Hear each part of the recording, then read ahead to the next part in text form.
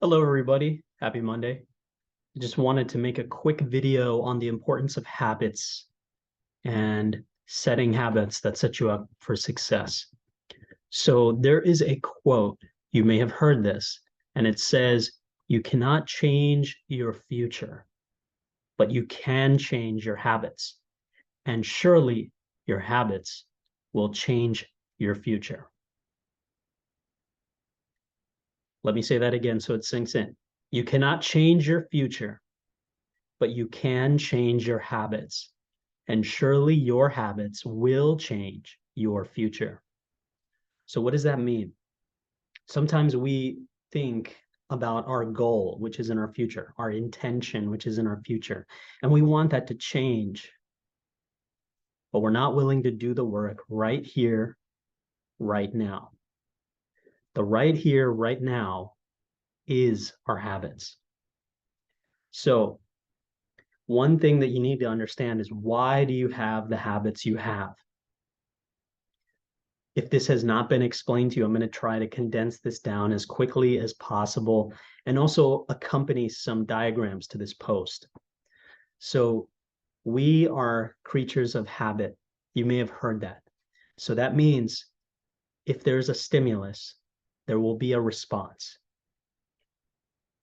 In the psychology studies of Pavlov and Pavlov's dogs, they've talked about how they were able to condition dogs by giving them meat and ringing a bell, so that normally when the dog hears the bell, the dog will expect meat to be readily available and the mouth will start to salivate.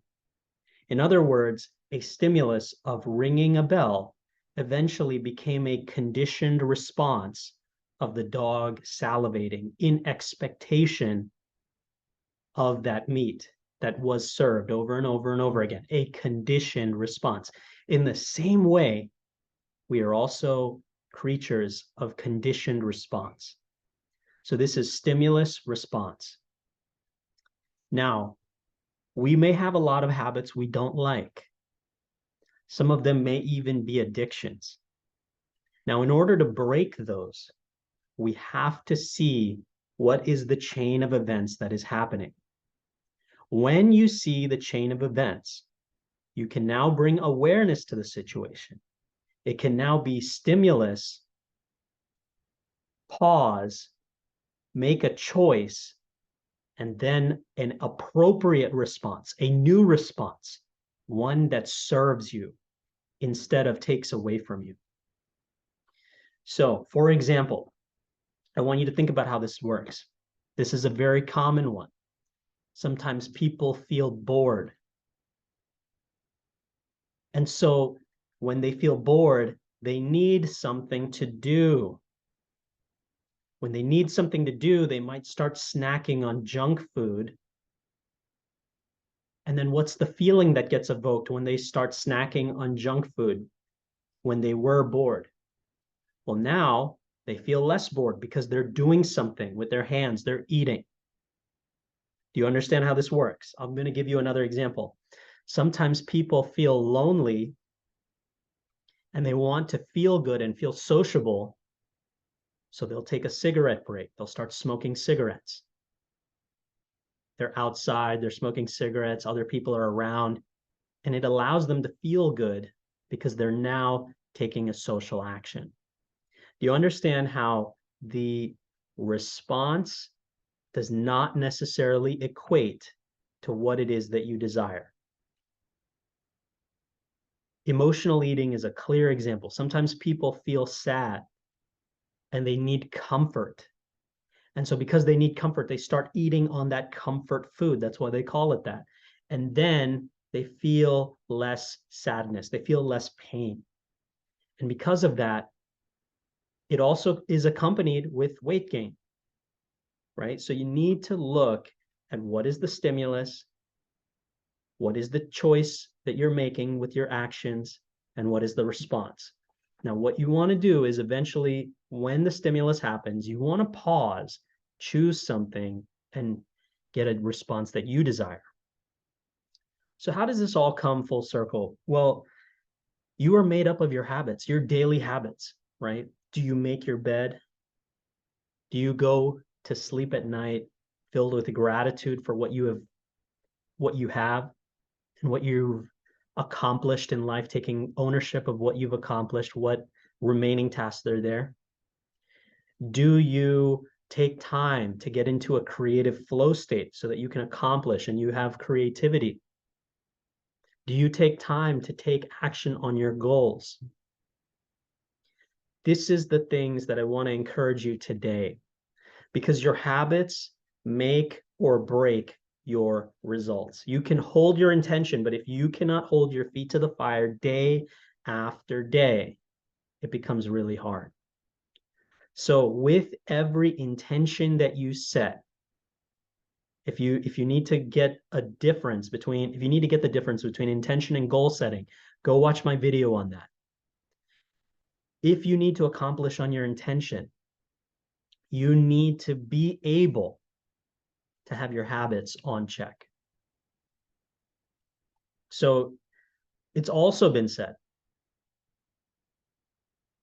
that in order to change, in order to stop a bad habit, you need to change the habit or replace the habit. So if you have a bad habit, you need to choose another habit that's going to replace it, one that is more empowering to you. When you have that more empowering habit that you have in mind, you need to look at where it is in that continuum, the stimulus, the craving, the choice, and the response. Now, other people have different models. You may have seen this in the book, The Power of Habit. Cue, craving, response, reward. You may have seen this in the book Atomic Habits. Cue, craving, response, reward. So cue meaning this is the stimulus. The craving meaning what is going on in my thoughts and feeling center, right? In my brain, in my heart. And then what is the response, meaning what is the action I'm taking? And then the reward, how do I feel about myself once I have done this?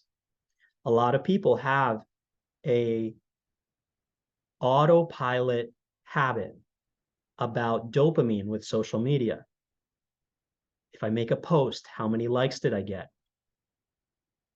If I'm feeling bored, let me just keep scrolling through Facebook. Let me keep scrolling through Instagram. Let me keep scrolling through TikTok.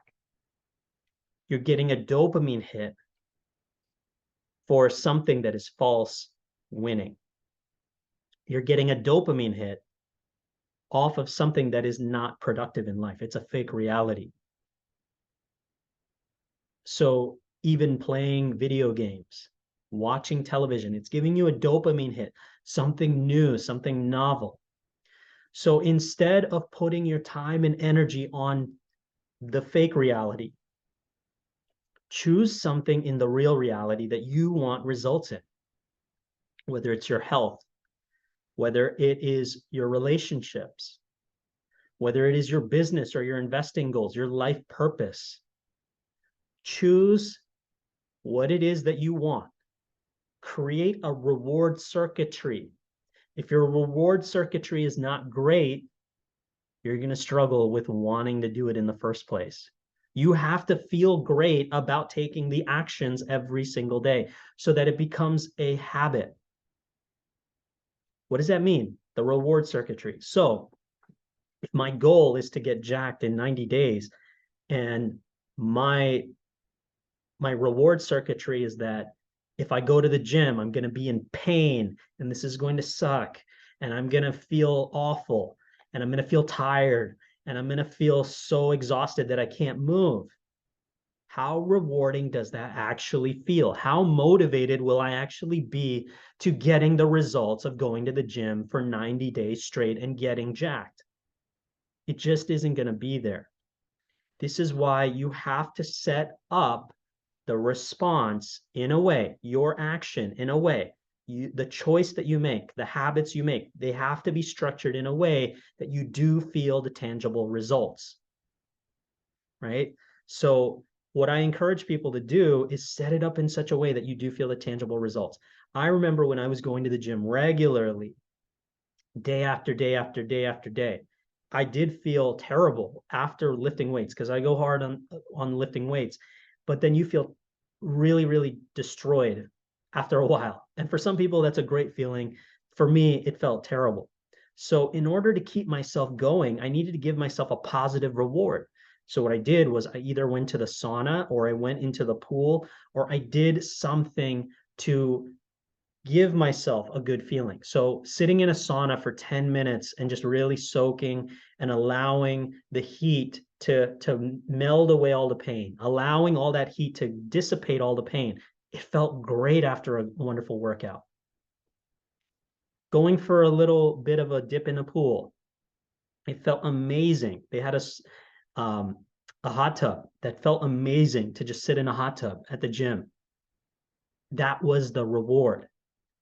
You have to feel good about the habit. If you do not feel good about the habit, it becomes an away from goal.